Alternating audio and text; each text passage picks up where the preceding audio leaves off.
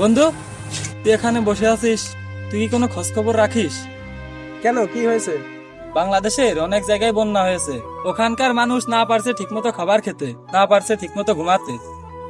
সবাই যার যার বাড়িঘর ছেড়ে আশ্রয় কেন্দ্রে আশ্রয় নিচ্ছে। হ্যাঁ বন্ধু, খুবই মর্মান্তিক ঘটনা, যা দেখলে হৃদয় শিউরে ওঠে। এখন আমরা কি করতে পারি?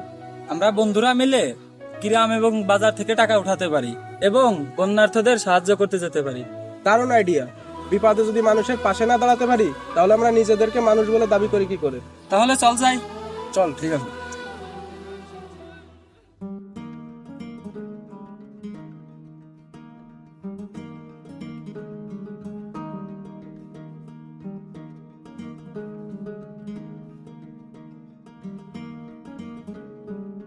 ভাই, বন্যার্থীদের জন্য কিছু সাহায্য করেন।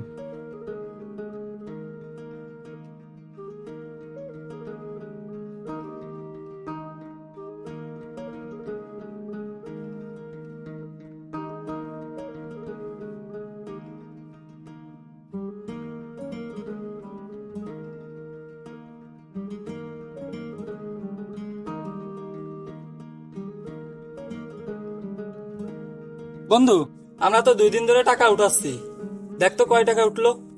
ঠিক আছে বন্ধু, দেখতে একটু দেখি।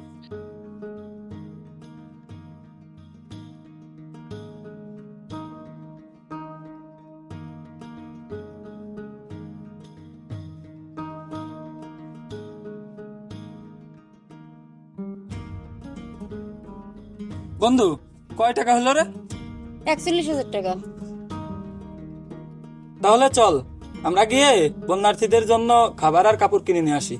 বন্ধু, আমরা তো 3-4 জন, তাহলে একটা প্রাইভেট কার ভাড়া করলে কেমন হয়? ভালোই হবে, শান্তিতে যাওয়া যাবে। আচ্ছা বন্ধু, আমরা তো অনেকজন যাচ্ছি না, তাহলে তো আমাদের জায়গায় সেলফি তুলতে হবে, তারপর একটু ছবি তুলতে হবে, একটু ভিডিও করতে হবে, তাহলে মানুষে দেখাবো কি করে, ফেসবুকে পোস্ট দেবো কি করে? ঠিক বলেছিস, দারুণ আইডিয়া। তাহলে একটা ক্যামেরাম্যান নিতে হবে।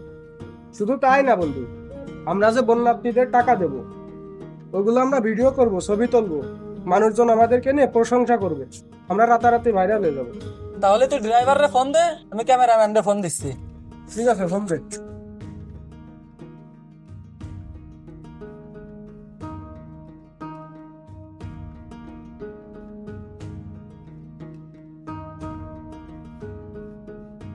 আরে, গাড়ি তো এনে এসে দাঁড়ায় রয়েছে, সে ক্যামেরাম্যানটা ফোন দিছিলি না?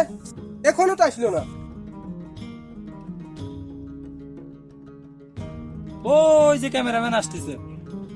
ভাই, আপনার আসতে এত দেরি এলো কেন? হ্যাঁ, সর।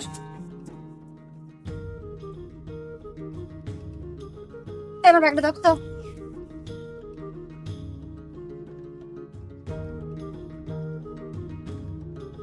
ইয়া, এখন আমি কি সুন্দর করে সেজেছি, আমার ছবিগুলো তো ভালো করে তুলে দিয়ে, ঠিক আছে? ওদের তো বাদ দিন, আমার গুলো তুলে দিই।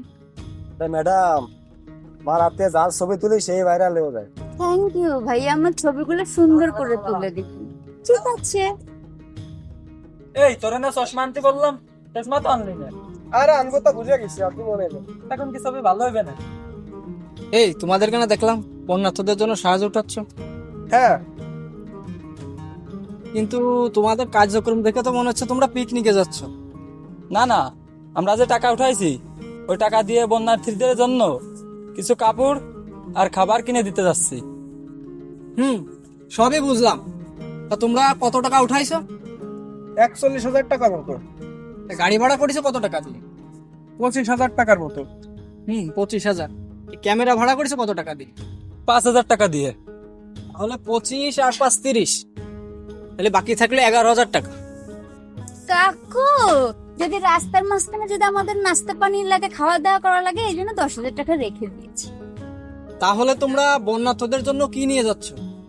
কি নিয়ে যাচ্ছি সেটা বড় কথা না, আমরা এখান থেকে ওইখানে যাব, যে টাকা অবশিষ্ট থাকবে তাদেরকে কিছু কিনে দেব, তাদের সাথে ছবি তুলবো, ভিডিও করব, সেগুলো ফেসবুকে আপলোড করব, তারপরেই তো আমরা রাতারাতি ভাইরাল। সি সি, তোমাদের চিন্তা ভাবনা এতটা নিচু? বন্যা একটি প্রাকৃতিক দুর্যোগ। যেসব এলাকায় বন্যা হয়েছে তারা তাদের ঘর বাড়ি, পোষা প্রাণী, এমন আপনজন হারিয়েছে। যারা মারা যাচ্ছে তাদেরকে ঠিকমতো দাফন করতে পারছে না। তোমরা তরুণরা গিয়ে তাদেরকে সাহায্য করতে পারো। তোমাদের কাছে টাকা না থাকলে তোমরা বাড়ি থেকে নিতে পারো। এবং সেই টাকাগুলো কোনো বিশ্বস্ত সংস্থার মাধ্যমে দিতে পারো।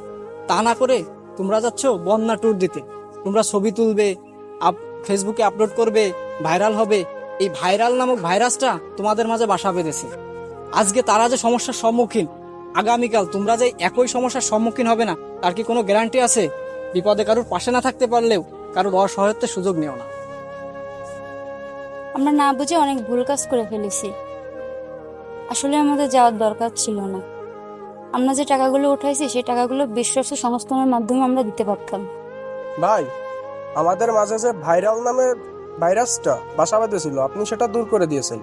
আমরা আমাদের ভুলটা বুঝতে পেরেছি। আমরা বাড়ি থেকে যে যার সামর্থ্য অনুযায়ী পাঠানোর ব্যবস্থা করতেছি। আচ্ছা ঠিক আছে, যাও।